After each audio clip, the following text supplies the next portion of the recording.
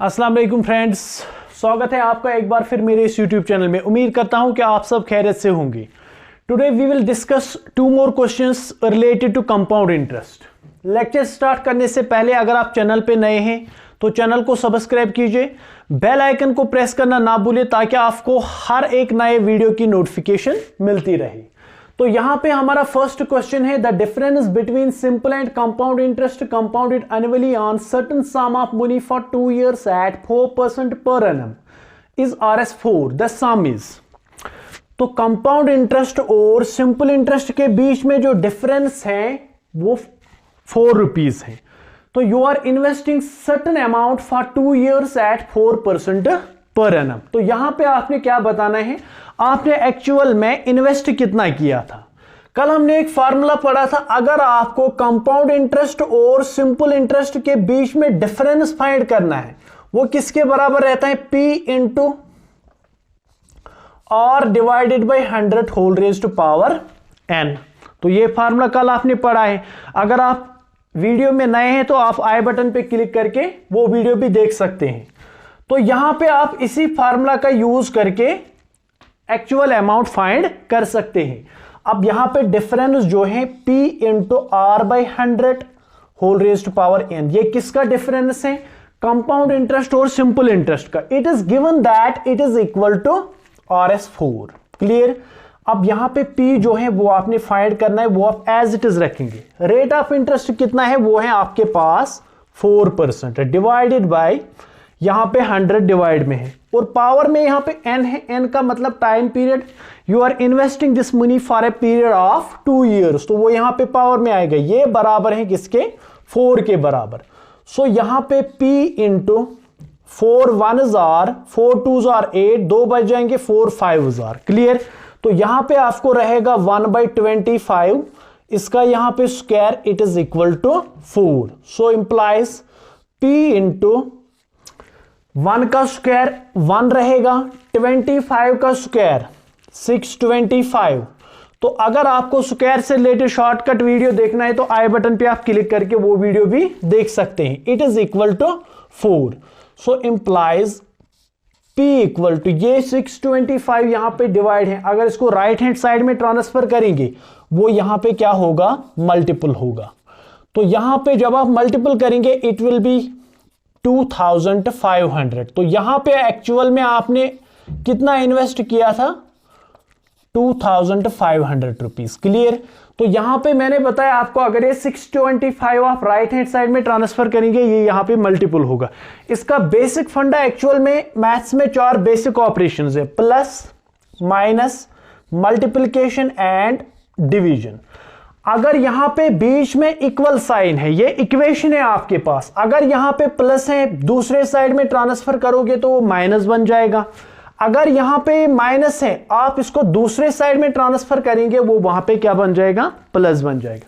इसी तरह यहां पे मल्टीप्लिकेशन का अपोजिट डिवीजन है। अगर यहां पे मल्टीपल है कोई नंबर, इक्वेशन के इस साइड में ट्रांसफर करोगे वो यहां पे क्या होगा, डिवाइड होगा।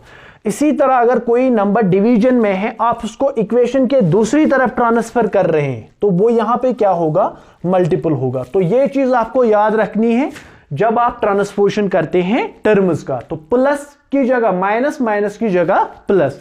मल्टीप्लिकेशन जो होगा वो डिवीजन में आएगा, जो डिवीजन में होगा वो कहां पे आएगा, मल्टीप्लिकेशन में। Clear. But the thing is कि बीच में यहां पे होनी चाहिए इक्वलिटी। स्टेटमेंट ऑफ इक्वलिटी जब होगा तब ये चीजें यहां पे वैलिड है। Now we will move to our next question here. आपके पास क्वेश्चन नंबर 2 है, a bank offers 5% compound interest calculated on half yearly basis. A customer deposits Rs 1600 each on 1st January and 1st July of a year. At the end of the year, the amount he would have gained by way of interest is। अब यहां पे क्या बता रहे हैं, एक customer bank में पैसे डिपॉजिट कर रहे हैं 2 किस्तों में। 1st जनवरी को वो 1600 रुपए डिपॉजिट कर रहे हैं, फिर 1st जुलाई को फिर से कितना डिपॉजिट कर रहे हैं, वही 1600। Clear. Bank offers him 5% interest eight compound, offers him 5% compound interest but it is calculated on half yearly basis. जब आपको हाफ ईयरली बेसिस पे इंटरेस्ट कैलकुलेट किया जाता है तब आपके पास अमाउंट के लिए दूसरी फार्मूला है, वो है P into 1 plus R by 200 whole raise to power n। Clear? तो ये मैंने लास्ट लेक्चर में बताया था, वो लेक्चर आप आई बटन पे क्लिक करके वो वीडियो भी देख सकते हैं।